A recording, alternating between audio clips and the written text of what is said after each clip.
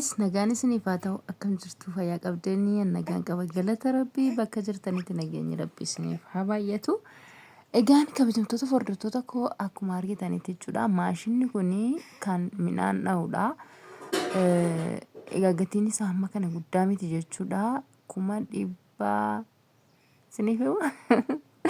እና egaa namoonni barbaadan bitachuu dandeessu namoonni gaxarii irraa maatiin keessan gaxarii keessa jiran akkasuma nama hojjetu qabaatan jechuudha maatiin nama isiniif hojjetu yoo qabaatani bitattanii itti fayyadamuu dandeessu. Yeroo ammaa kanatti immoo waanuma bakka yeroo faana deemu yoo itti fayyadamtedha maallaqni lafa taa'ee maasiin godhu waan ta'eef nama kamiyyuu ta'e maallaqni lafa taa'ee wanti inni nu godhu tokko illee hin jiru. Waan hojjetutuu fi waan hojjetee maallaqa sana bakka sii deebisuu fi namallee gargaaru jechuudha. Si barbaachisa waan akkanaa.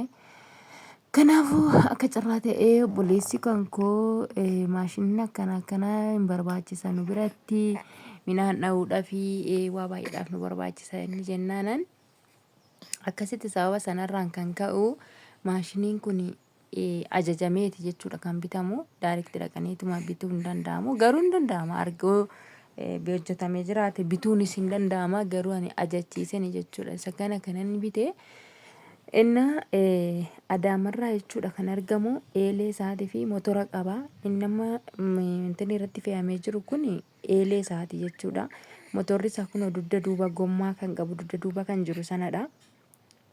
Egaa ani manaa bahuu hin dandeenye waan ta'eef ani deemee wanta barbaachisu viidiyoo isaa irraa waraabuu hin dandeenye biraazarii kootu biccoo tokko waraabee naaf erge ani jalqaba osoon hin dayiniin duratti jechuudha maashinii kana kanan ajachiisee dhaqee raawwadhee gaafa nani dhaqu maashiniin biraa achiin jiru silaa waraabee isinitti argisiisaan ture.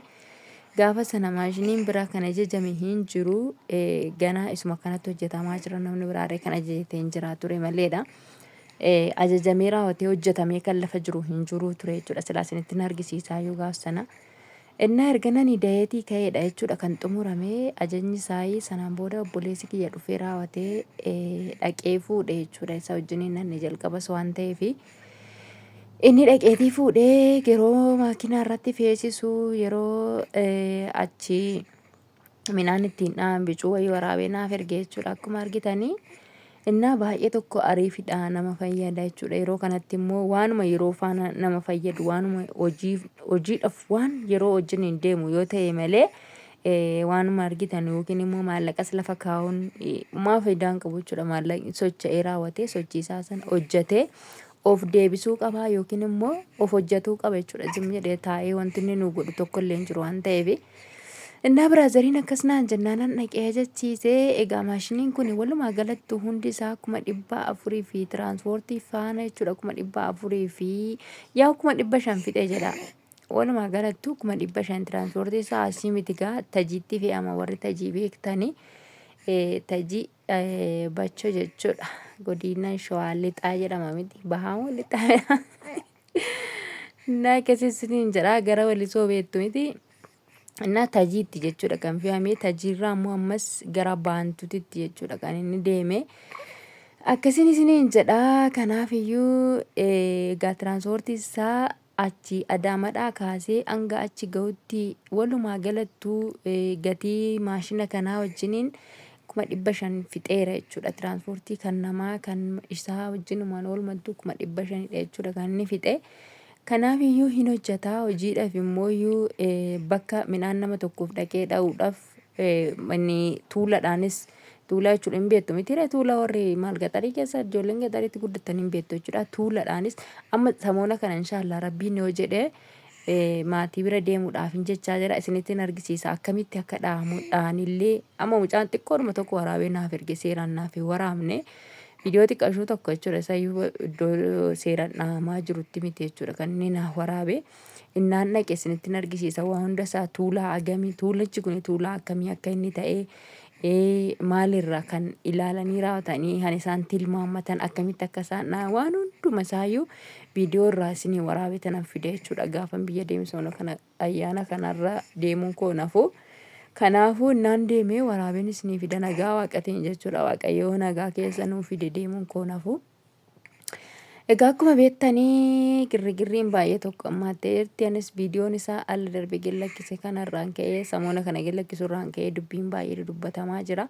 Nagaa waaqatiin nageenyoo jiraate anis maatii bira dhaqee waan tokko isaaniin wanta mari'adhutu jira. Yaa hin beektu kana duras isaan wajjin haasofnee waan jiru hundumaa maatiin gara kan kootis maatiin gara isaas dhufanii taa'anii raawwatanii dubbatanii waan jiru sirreessaniitii deemanii amma immoo waan jirtu hundumaa garuma sooshaal miidiyaatiin nan xumuradhaan waan hin dhiisuun qabu namnis arguu qaba namni inni kana booda dhufullee namni kana booda jireenyatti deemullee waan kana irraa barataa irraa hubataa deemuu qaba kanan jedhu.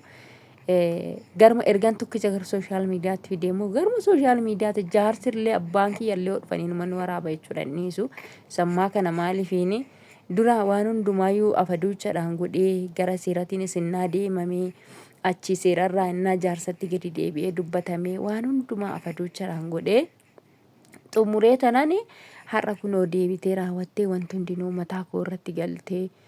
Kanaafuu ana wanti natti badu hin jiru ijoollee isaan kaanoo ta'e gurguddoodha ishii kana soo ta'e homaa na rakkistu jechuudha dhugaa waaqayyo waanuma tokko waan ishiin na rakkistu hin jirtu.